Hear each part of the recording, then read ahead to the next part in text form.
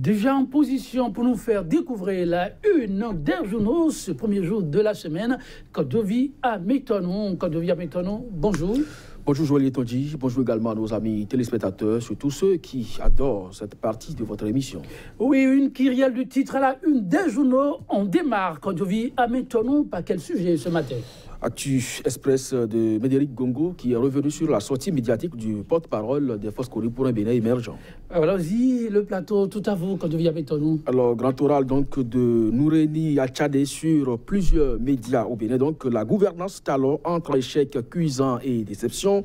Les Forces Cory pour un Bénin émergent pour fédérer toutes les adhésions et puis la ruse et la rage pour intimider Kobe Kouché. C'est bien sûr le dossier consacré donc à cette sortie médiatique par Actu Express qui demande que les Forces Cory pour un Bénin émergent vivement donc attendu, demande que cette force-là se rende également dans les localités de Cotonou et région pour davantage asseoir son autorité. La boussole cette fois, conséquence de la réussite du deuxième congrès ordinaire des FCBE à Parakou. La rupture veut prendre vertement et ouvertement sa revanche par des demandes de levée d'immunité. Quel député osera-t-il ouvrir cette boîte à Pandore, boîte de Pandore, donc écrit le journal La Boussole. La dépêche, menace et intimidation sur fond d'intrigues politiques. L'opposition sous le talon de la rupture et puis ravipe. Le grand Dible s'inscrit donc le quotidien La Dépêche. La nouvelle tribune cette fois, réforme du système partisan et création d'une agence d'enregistrement. Célestine Zanou relève les menaces sur le processus démocratique, demande de levée d'immunité pour d'anciens ministres et députés. Le premier véritable test de fidélité du BMP à Patrice Talon, le confrère de la matinée, lutte contre la corruption sous l'ère de la rupture. Et si le gouvernement Talon exhumait les dossiers machines agricoles, Maria Gleta siège à l'Assemblée nationale et ICC Service, menace de défalcation de salaire des agents grévistes, les travailleurs désormais plus engagés, le scénario de 2018. Encore de retour, s'interroge le quotidien. Le nouvel observateur, cette fois, réforme du système partisan, un chantier de charbon abrasif. Et puis, après la rencontre entre l'intersyndicale maternelle et primaire avec le ministre Saliman du moins, pas de répit, la grève continue par Tacite.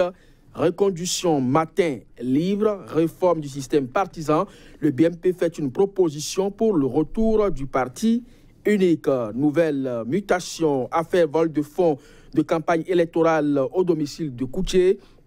Les contre-vérités du procureur Wilfried Ngwedi, encore un pétard mouillé de Patrice Talon, la preuve d'un acharnement contre un jeune. Et puis, durcissement de la grève dans le secteur de l'éducation. Dakpesousou lance un appel patriotique aux enseignants reçus sur l'émission Zone Franche de Canal 3 hier dimanche. Gaston Zossou dans la diversion totale.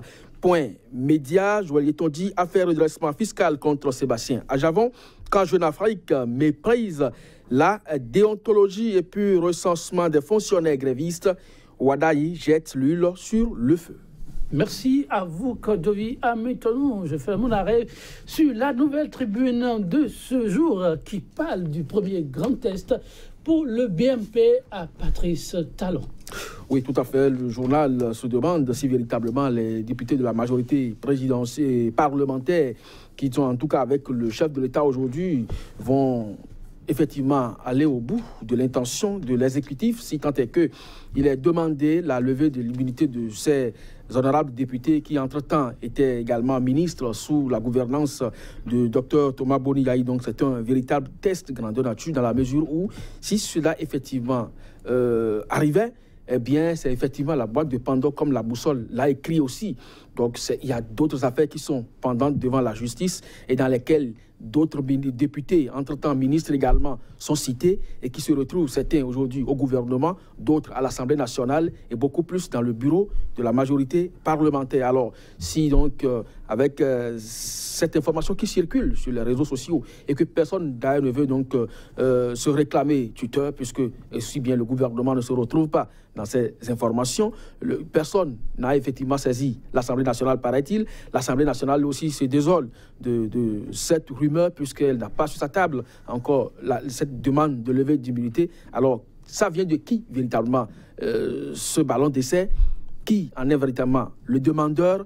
Et si c'est vrai qu'on demande à l'Assemblée nationale de le faire, le chef de l'État peut-être dispose aujourd'hui d'une majorité pour l'obtenir, c'est le BMP. Ben, si on ouvre également cette boîte, qui sont ceux qui vont répondre demain, c'est là le test. Ne faut-il pas ouvrir la boîte de Pandore, puisque la question ici est relativement à l'assainissement des fonds public quand je viens à Méton. Oui, mais il y a beaucoup de dossiers. Vous avez vu, par exemple, à la une du confrère de la matinée, il y a le dossier machines agricoles, il y a le dossier Maria Greta, veut parler donc des centrales énergétiques, il y a le dossier CC Services, et des gens ont été cités comme des principaux acteurs. Mais pourquoi ceux-là, jusque-là, ne sont pas inquiétés? C'est là la grosse interrogation. Et c'est pourquoi d'aucuns pensent que s'attaquer aujourd'hui à l'immunité de Bako ou de Djenotin, c'est effectivement ouvrir la boîte de Pandore. Merci. Quand je viens à Méton, mesdames et messieurs, vous l'avez compris, ce sera tout pour cette tranche.